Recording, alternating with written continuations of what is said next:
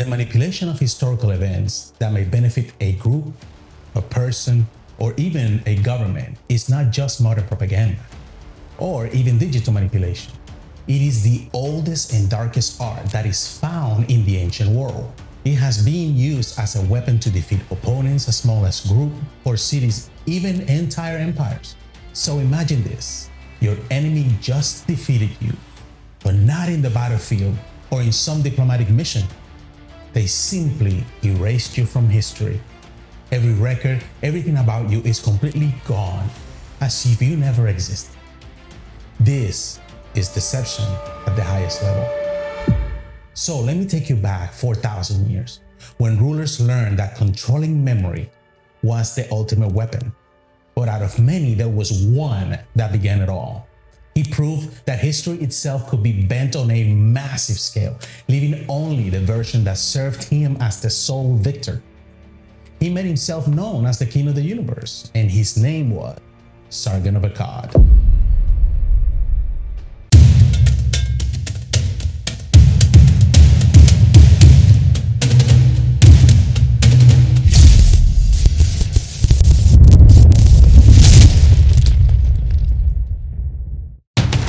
Welcome to the Ancient Reveal, where we will discuss and expose propaganda, or the style that is found in the ancient records.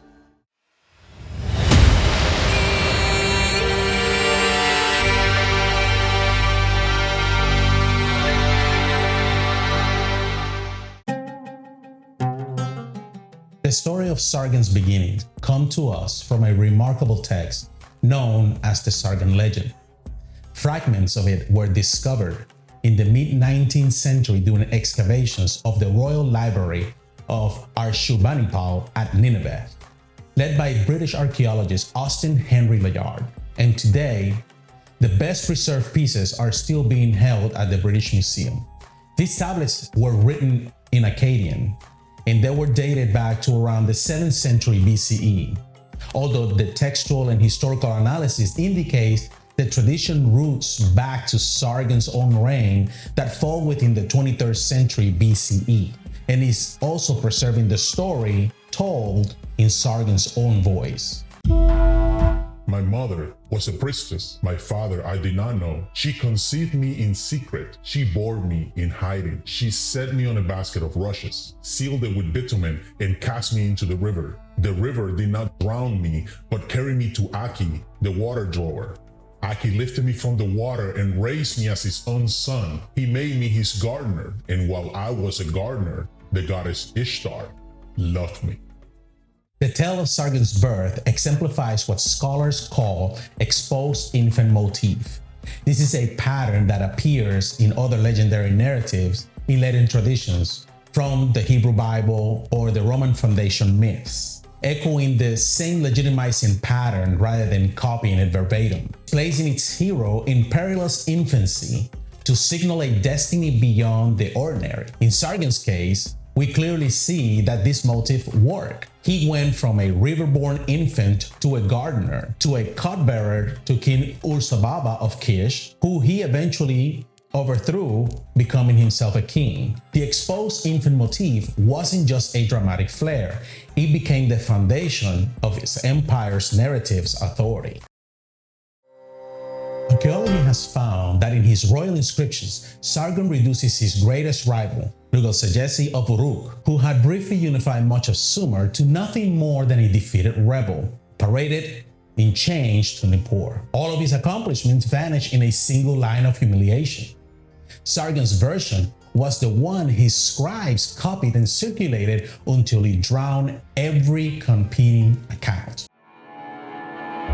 This manipulation reached its more enduring form in one of Mesopotamia's most famous texts, the Sumerian King List. Copies were discovered at Nippur, Ur, and Isin, with the most complete preserve on the well-Blundell prison that is now being held at the Ashmolean Museum at Oxford. At first glance, the list appears to record every ruler since the dawn of time. Its purpose was not history, it seemed to have been propaganda. In reality, city-states often ruled side by side, their dynasties overlapping, Yet, in the King's List, this complexity disappears. Centuries of simultaneous rulers are collapsed into a single line of succession, as if kingship would only exist in one city at a time.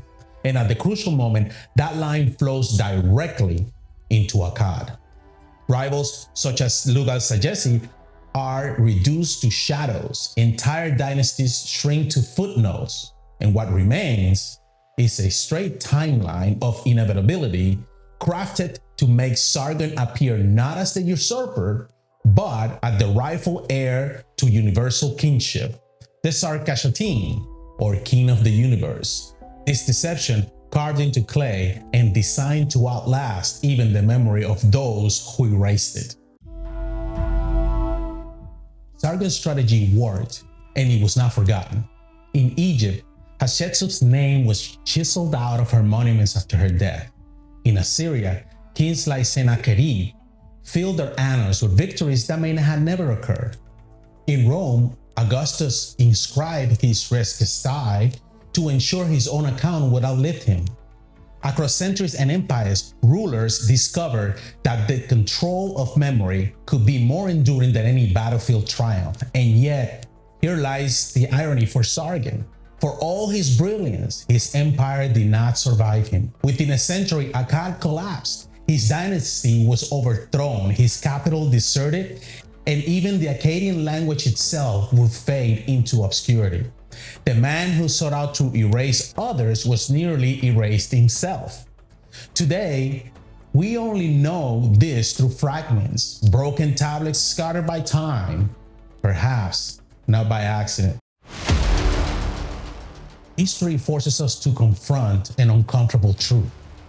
History is never about what happened, it's about who controlled the story of what happened. Sargon was the first to weaponize memory on an imperial scale, and in doing so, he set the pattern for centuries to come. From Egypt to Assyria, from Rome to our modern age, rulers and governments have followed this same path. Reshape the past, and you reshape the people who inherit it. That is Sargon's true legacy. Not the empire he built, which crumbled within a century, but the strategy he left behind. A strategy powerful enough to outlast monuments, languages, and even empires themselves. What today we call history, someone once called strategy. And here at the Ancient Reveal, we ask, who owns your mind?